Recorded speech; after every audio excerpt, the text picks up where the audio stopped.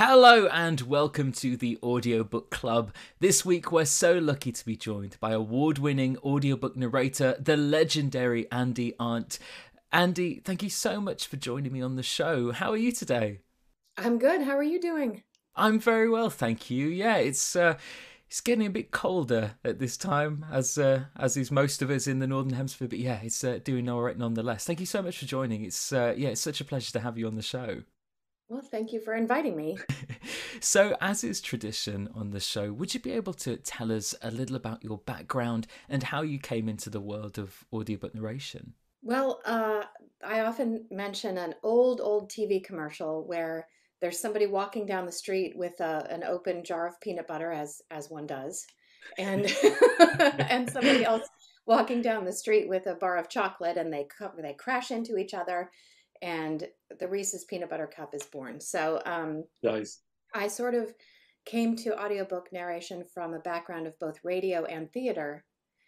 And when I realized that the experience I had in radio and the experience I had in theater, both teaching and performing, um, knitted together perfectly for audiobooks, I felt like I found the sweet spot career wise, and off I went.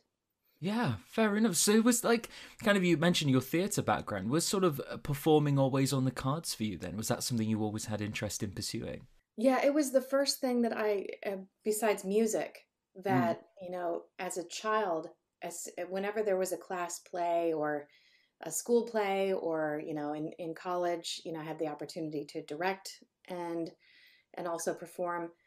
I just loved that magical space that the actors created on the stage. And I was one of those people who, as soon as I saw theater, I wanted to just go up there and be part of it. nice. You mentioned the blend there of all the different sort of kind of roles that you were interested in merging together, and that's where you found audiobooks. So, was it that kind of production side? Were you interested in that kind of production side as well as performing of producing an audiobook? Was that interest there? Yes, I think the experience that I had producing theater um, dovetailed quite well with Mm, then producing audiobooks, but it took Bill DeFries, the late Bill DeFries, who was a mm, wonderful producer and mentor, to tell me one day. He had cast me on something that had a number of narrators, and mm. so I communicated with my co-narrators and I explained, this is going to happen, this is going to happen. Um, and he said, "Hey, you're doing my job." Like, but he meant it in a I see this in you. Yeah, And I took note of that and thought, well, if that's actually all it takes to be an audiobook producer, yeah. sign me up, because this is not all that difficult. Yeah, absolutely. So, narration, coaching, running various courses, there's so much for you to juggle. I'd love to know how you structure your day. Are you a person who relies heavily on, like, say, a strict routine? In terms of the week, yes. In terms of the day, not as much. Okay. There are things that I try to include in every day: getting out for a walk, Mm. where I listen to maybe some business podcasts or an audiobook, right? Yeah. And, being mindful of not waiting too long between meals. So there's this sort of like tent poles of the day. Yeah. But I do, as a creative person, I like every day to be a little bit different. And Hmm. so it's more a matter of what is the goal for today, in terms of, what coaching appointments do I have? How much of the book I'm working on do I need to finish so that it's not all on one day? Yeah. And so it's more, what is the expression that I sometimes use? It's not a routine, it's rituals. So when I Okay. go out to the booth, there's a ritual of, okay, now I'm going to, I have my water, kind of set up the environment that I need to really settle into the flow of narration. Yeah. And then, by the same token, when I'm finished for the day, how do I feel like I've kind of closing things up and putting it away until the next day? I do like a sense of opening and closing ritual, but definitely not routine. Okay, that's really interesting. I love it because it is creative. That mixture of the creative work when you behind the microphone, but then also the business aspect of it and making sure that the work gets done. That can be often quite tough to sort of mix, can't it? You know, with creativity and how you work, it can be kind of tough to mix the two. Absolutely. And there's the manager of me, there's the manager me, and then Yeah. there's the creative me that needs room to play. Yeah. Which one would you say out of the, you know, the business hat and the creative hat, which one comes more naturally to you, would you say? Oh gosh. I think they've sort of come up together, I have to say. Yeah. I've gotten more conscious of when I am wearing which hat and trying not to do both at the same time. Yeah. Okay. Yeah. That's interesting. One of the genres that you've had incredible success in is, of course, romance. What is it about romance as a genre that draws you in as a performer? Oddly enough, the genre sort of found me. Okay. There's something about my voice. I sound younger than I am. Um, and my sensibility, because the heroine in a romance in some ways is the avatar of the listener, who's much more likely to be a woman, um, not exclusively, but on Yeah. average, romance listeners are predominantly women, and those women need to be able to enter the story through the female narrator. Um, and so the male co-narrator, if I have one, Mm. is a bit more the fantasy. And so I guess there's something about my sound, my sensibility that allows the listeners to identify with me and Yeah. feel like, oh, I could be in this story and kind of enter the story through me. So the first time I was offered a romance, an explicit romance, was by Bill DeFries. So, it's the Bill DeFries episode. If anybody listening doesn't know who he was, he passed away several years ago. He had cancer. Um, but he really was instrumental in helping me establish my career.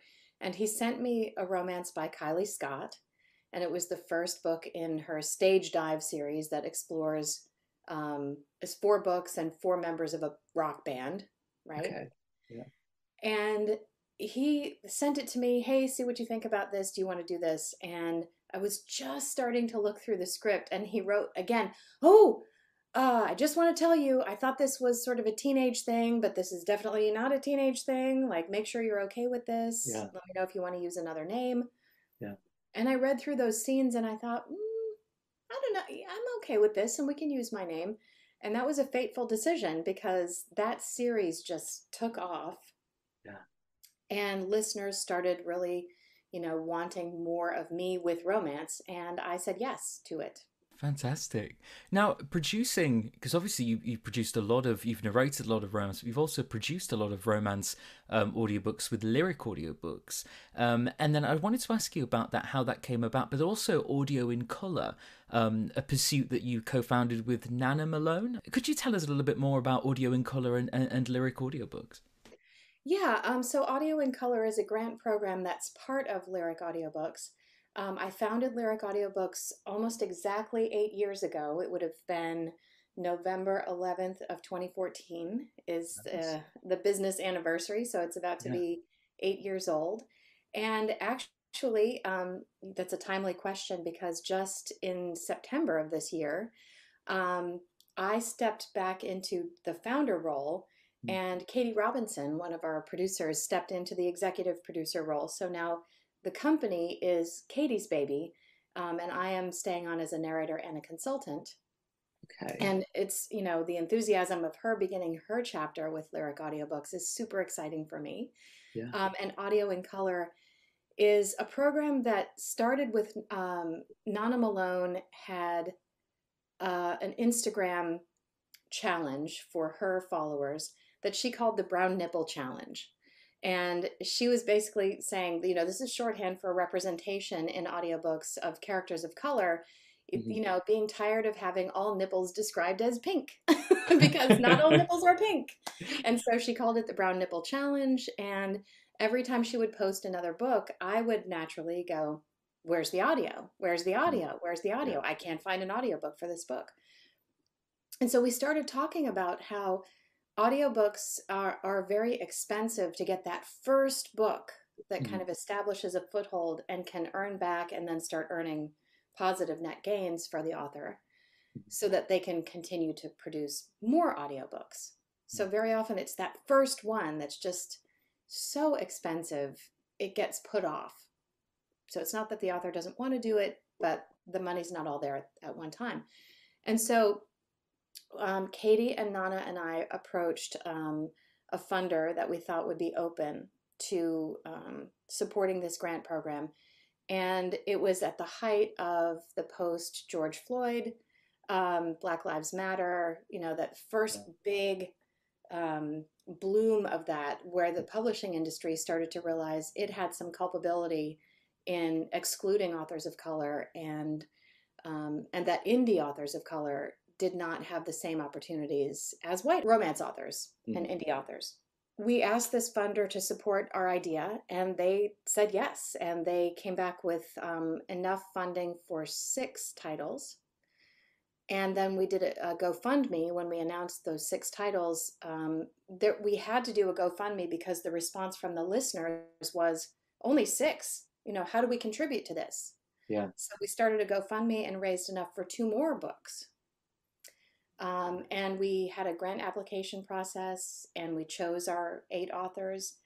Those titles have now all been produced and released, and all but 1 has already earned out. So those authors are already getting the seed money for future audiobooks and are producing. Yeah. So it achieved its goal by and large. And so now we are pursuing funding for a second round because, we don't want it just to be a one-time thing. We want it to be an ongoing program. So we're in the middle of funding a second round right now. Fantastic. How do people keep up to date with this? Is there like a newsletter or anything that people can sign up to keep in the loop?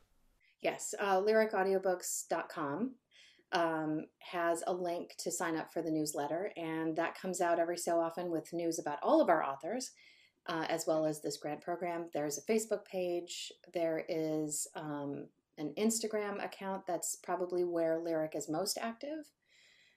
We've just hired a new social media manager who's really setting things on fire. So I would say between the newsletter and the Instagram account. What I'll do is I'll make sure to link everything in the description of these show notes so people can check that out. But that sounds fantastic. Now, another platform you have set up is Narrator.life, a platform offering tremendous resources for the industry. How did that come about? It came about from the same way that Lyric did, where my schedule got to a point where I wanted to expand what I was offering to meet the demand. And so my coaching schedule would fill up and fill up and fill up.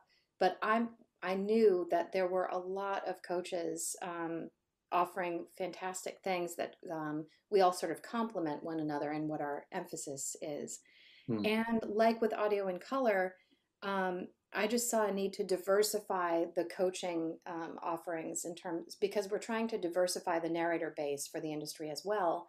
And that means that if I am a narrator of color, I might want to work with a coach who just understands certain challenges that I might be facing in terms of casting or being sort of put in a demographic box where I'm only offered this kind of book, and how do I expand what I'm being offered by publishers or indie authors.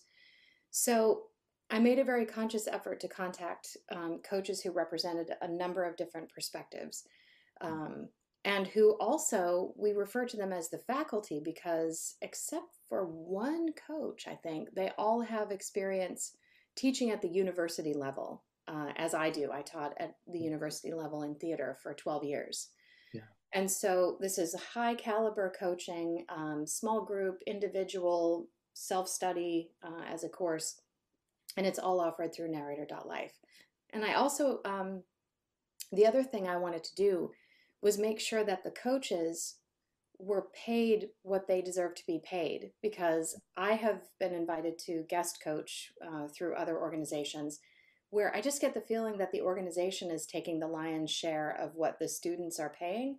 And if you have a website and the website is automated and it's not that expensive, like why would I get most of what people are paying?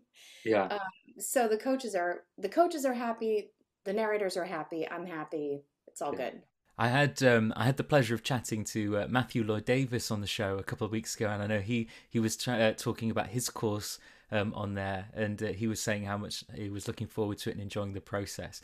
But it sounds fantastic. Now, your coaching is incredibly sought out and popular among narrators of all levels. Could you run us through the types of coaching and lessons that you offer? Yes, the lion's share of my work with narrators is with those who already are underway in their careers. Mm-hmm. So I made sure that we had a beginning course offered through the site, but that is taught by Anne Richardson, who is wonderful with people who are just getting started.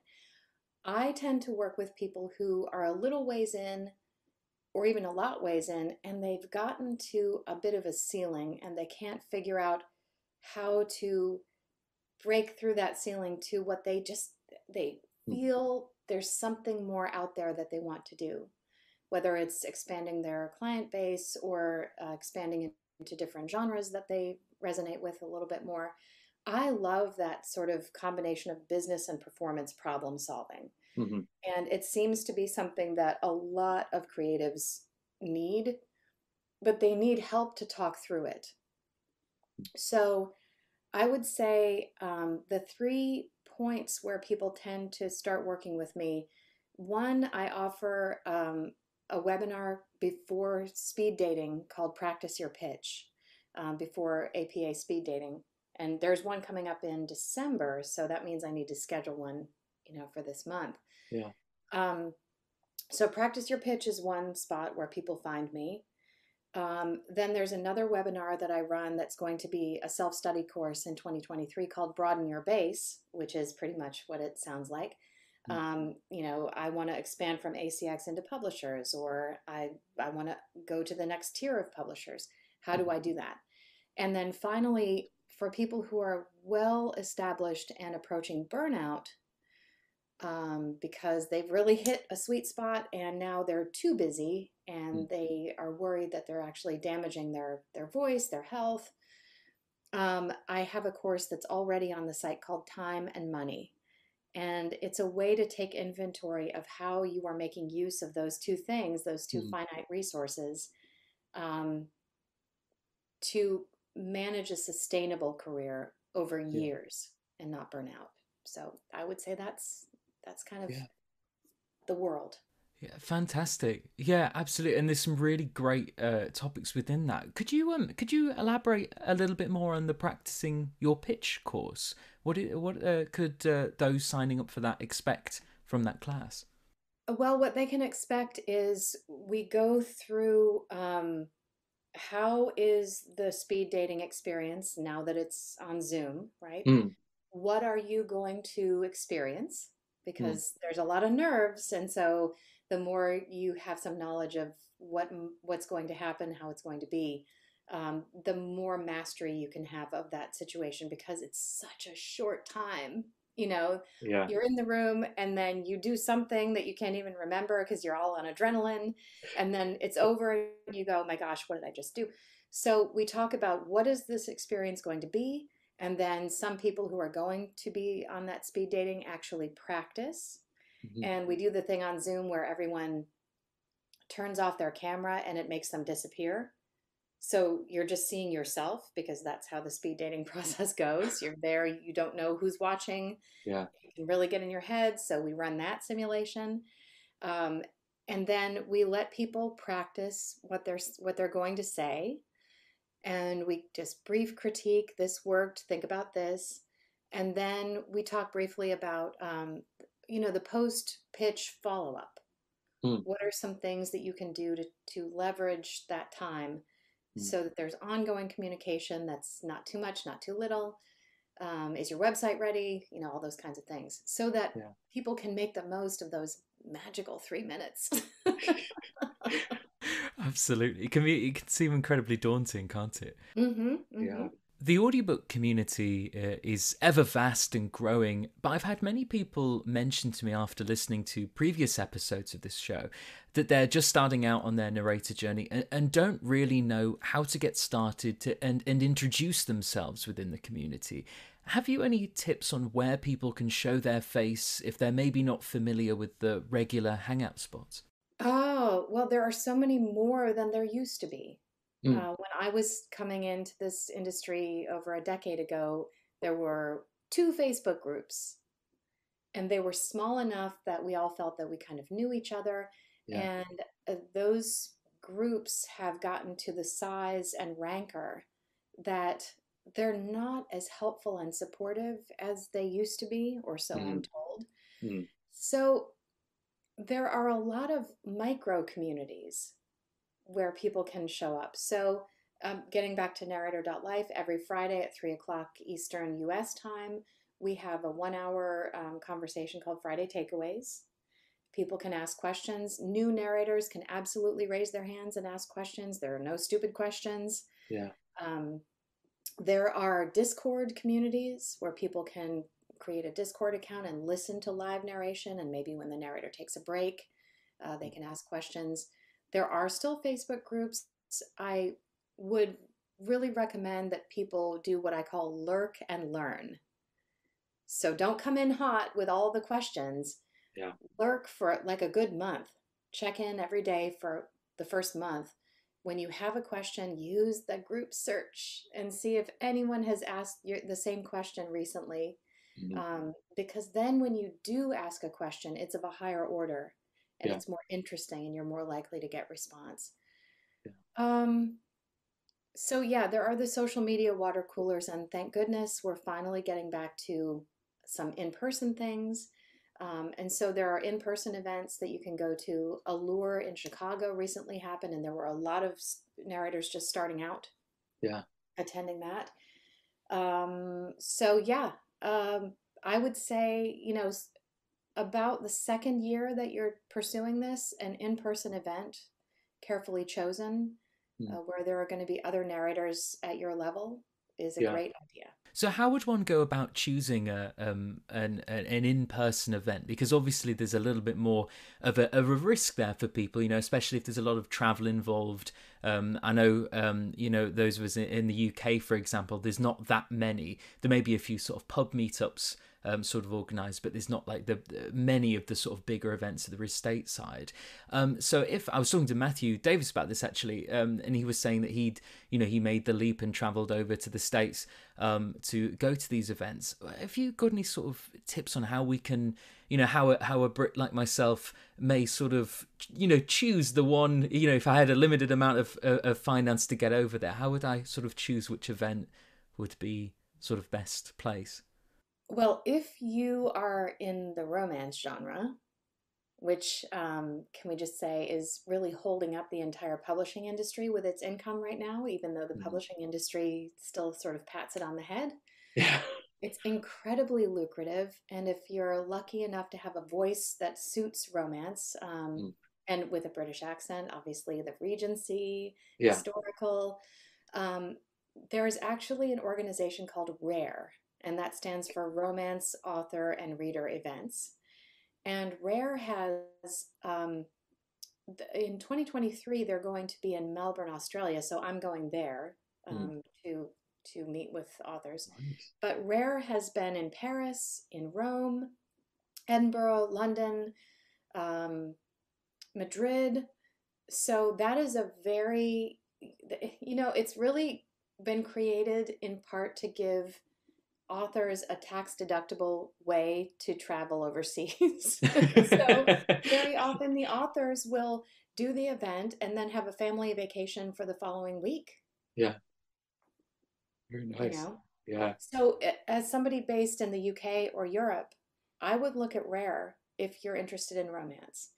If you are interested in other genres, it doesn't have to be a big event.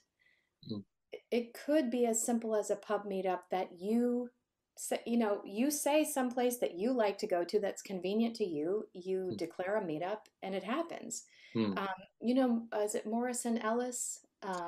Yeah, Moz and Neil Gardner from Ladbroke Audio.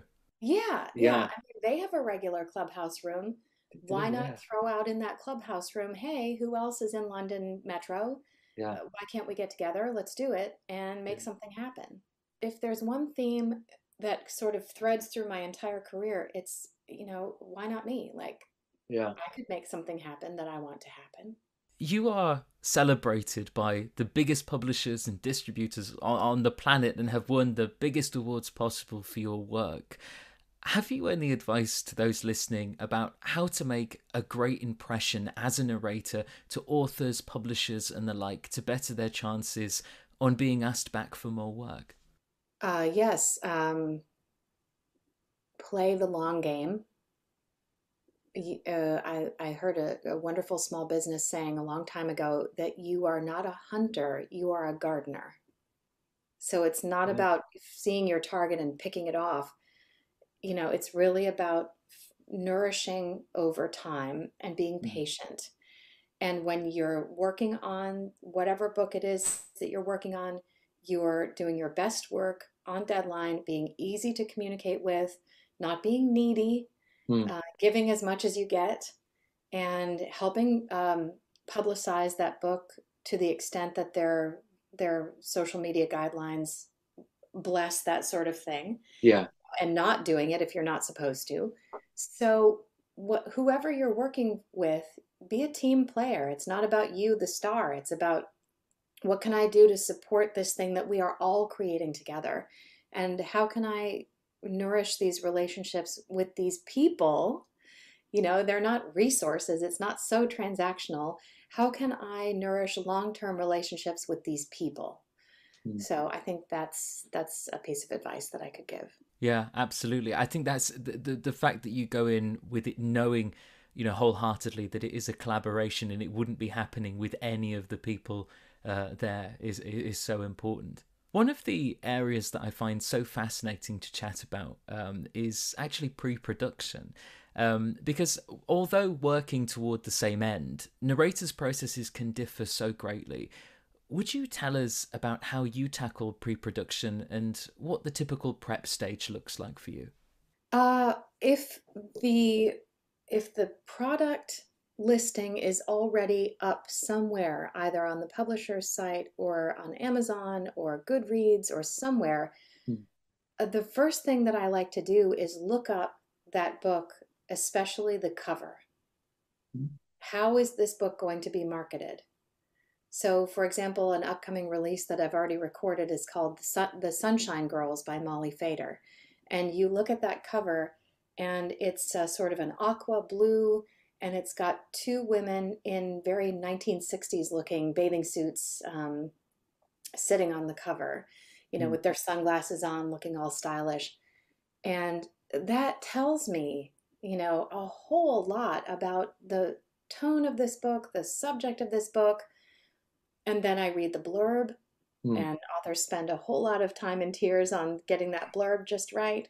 So, how is this book going to catch the listener or catch the reader? What is their expectation going into this book? What is this book really about at its root? Mm.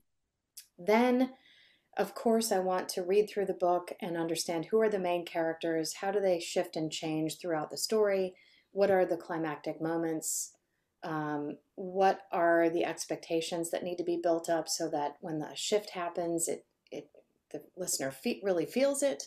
Mm. And obviously, things like, does anyone have an accent? What are people's backgrounds? What are the clues to character, conflict, and all that good stuff that we learned in English class about, you know, the inciting incident and the, you Yeah. know, crisis, the climax, the denouement, the resolution, Yeah. all that good stuff. Fantastic. How much time do you sort of generally sort of put aside for prep? Well, ideally, I have, you know, a whole day before I have to get into the booth where throughout the day I can kind of snack on those little bits of Mm. information and let it percolate and let it set. But there have been times when it's time, you know, I'm sitting there going, where is the PDF? I had today slotted for this book. Where is Yeah. the script?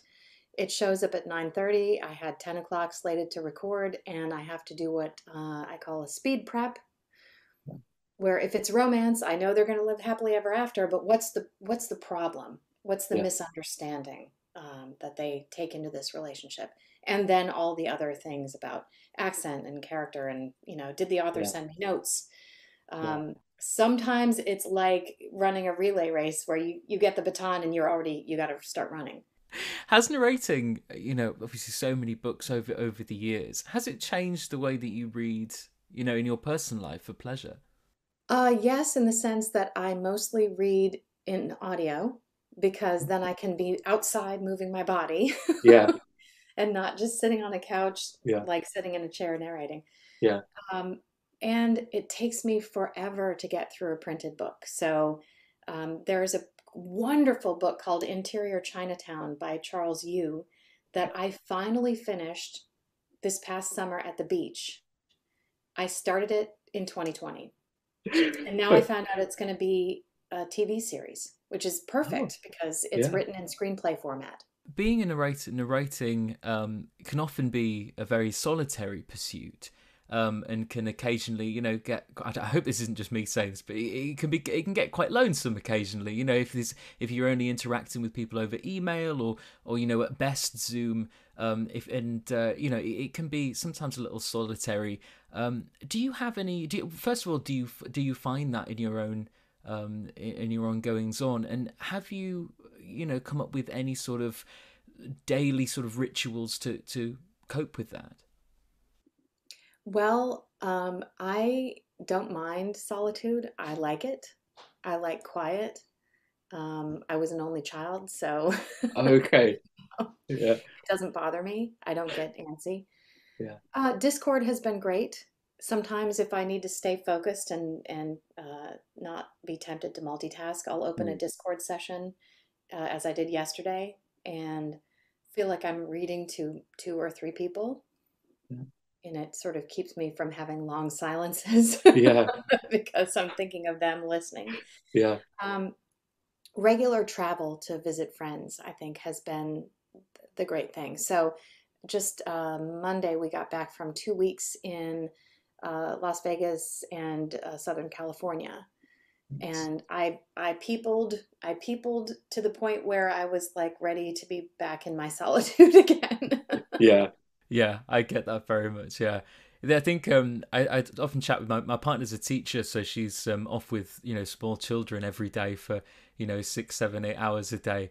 And yeah, I sometimes think when she comes back with all her tales and tells me them, I often think, oh, thank goodness I'm just in the booth, and that's all there is to it. Now there aren't many narrators and folks in our industry who aren't familiar with your work. Did you set out to grow your brand with specific steps? And if so, have you any advice on how narrators can help get their name and work out there? Did I set out to grow my brand with specifics? I just wanted to work. Okay. I mean, Yeah. no, I didn't. I really didn't. Okay. I think it was, here's an opportunity. What am I going to do? Here's an Hmm. opportunity. What am I going to do? And over time, learning how to trust my intuition as to what might seem like a good idea, but having the experience of knowing if I say yes to this, I kind of see what's going to happen. And Mm. that comes with experience. Mm. But the first time that I was involved in an Audie nominated project was actually a short story fiction collection, not a romance. And it was produced by Bill DeFries. Again, this is the Bill DeFries episode. He's probably laughing up in heaven. Um, but um, I remember telling my family, I got some champagne for me and my husband and some sparkling apple cider for my girls who were still young at that time and a little cake. And I had a little family party celebration. And one of my daughters said, "But Mom, you said that would never happen." And I said, "Well, I know, but it has happened, And Yeah. so now behind me, they're kind of behind those boxes of things, but Oh, yeah. there are 4 Audie Awards back there, 3 for narrating and 1 for producing. So, um, I'm so joyful that those things have happened, but I also recognize how many books our industry has produced and how many award-worthy titles and narrators there are. Yeah. And at the end of the day, it's kind of mystifying how that all happened. I'm glad that it happened, but I don't, I don't know that it changes how I work day to day. I think you're a lot more graceful than I am. If I had audio awards, I would be holding them constantly for the rest of for the rest of my life. It's a really, really exciting and wonderful honor. And Yeah. 2017 was the year when I won two of them, one for erotica and one for romance. Yeah. And that was heady. I'm not going to lie. That was wonderful. It's fantastic. It's really inspiring as well. Yeah, just fantastic. I have one final question to ask you, if that's okay. Is there any upcoming projects that you're working on right now that we can look forward to that you could perhaps tell us about? Well, let me look at my schedule. Um, I'm about to do another Kylie Scott title. I need to count up how many there have been now. This is maybe 19 or 20 of the books that I've done with her. Yeah. And it's called End of Story. And it's one of the titles that she is releasing through a publisher as far as how the audio goes. And I'm just going to be starting on that next week. When Susie Bowen inherits a charming fixer-upper, she is excited to start living her best HGTV life. But when she opens the door to find that her contractor is none other than her ex's best friend Lars, the same man who witnessed her humiliating breakup 6 months ago, she isn't exactly eager to have him around. The sooner this renovation is done, the sooner Susie can get back to embracing her single life. But this is the twist. Things go from awkward to unbelievable when Lars knocks down a wall and discovers a divorce certificate dated 10 years in the future with both their names on it. Whoa. That is a twist. Yeah. My goodness. So did you say you're just about to record this? Oh, so when will it be? When will we get to know? When can we find? It comes out Valentine's Day of 2023. Well, we'll get that in the calendar. That I'm really intrigued.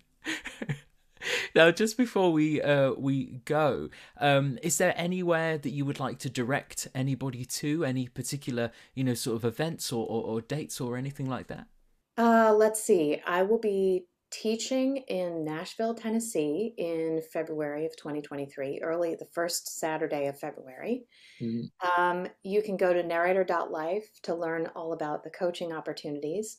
And you can go to andiarndt.com to check out more about me, my portfolio. There's a contact us form there. And so if you want to contact me for any reason, I would direct people to the contact form at my website. Fantastic. And that just about does it for this episode of the Audiobook Club. All relevant links to social media accounts and, of course, links to narrator.life and Andi's coaching will be available in the show notes. Andi, thank you so much for joining me on the show. It's been such a pleasure to chat with you. Thank you.